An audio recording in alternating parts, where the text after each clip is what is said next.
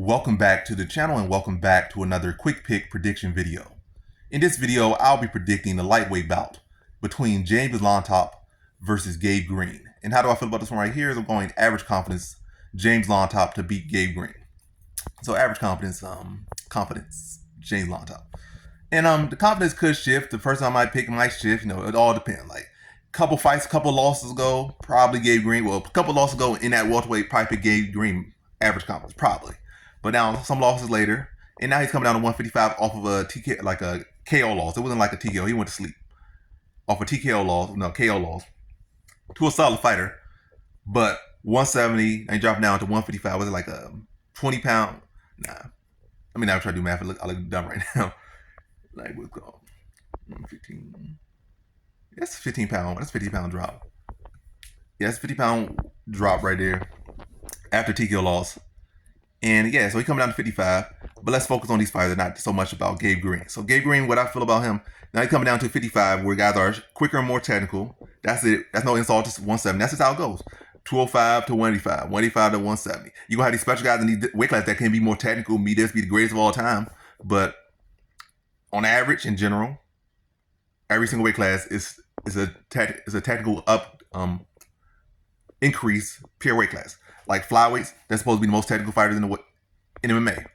They had a strawweight. Strawweight's supposed to be the most technical fighters in MMA. Typically, that's how it's supposed to go. Typically, so you come down 15 pounds. And boxing knows that as well.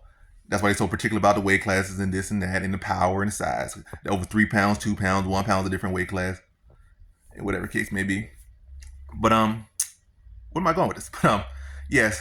So to get to the point, I'm all over the place with this one. But to get to the point, I feel like Gabe Green, he's never been the most technical striker. He's been aggressive, and I feel like that part of his game can suffer by cutting that 15 pounds. Now he's spending time trying to cut weight. He might feel like he was a smaller welterweight all the time, but still, part of your game is pressing the pace. You're not the most technical fighter. You go out there, you wear your fighter down. You put a high pace, and you wear your fighter down.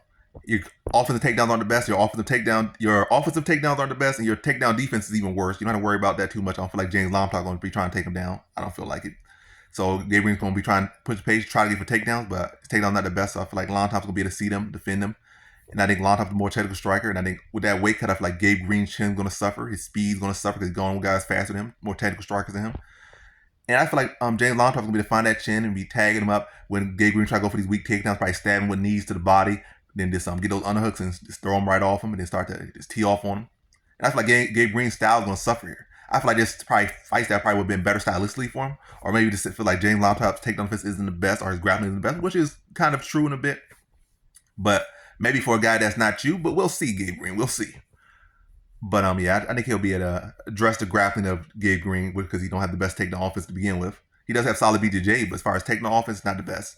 And I feel like James Llontop is the sharper striker, and I think cutting that weight will affect Green. And I think coming off a TKO loss will affect Green. And Llontop has pretty heavy hands. He's pretty sharp striker. And I think he'll be able to find the chin of Gabe Green. And I think with that weight cut, I don't feel like he'll be able to take as much, especially coming off that loss by TKO. And then adding that with a weight cut, I think James Llontop puts him away in the second round. So in this one, I got James Llontop via second round TKO.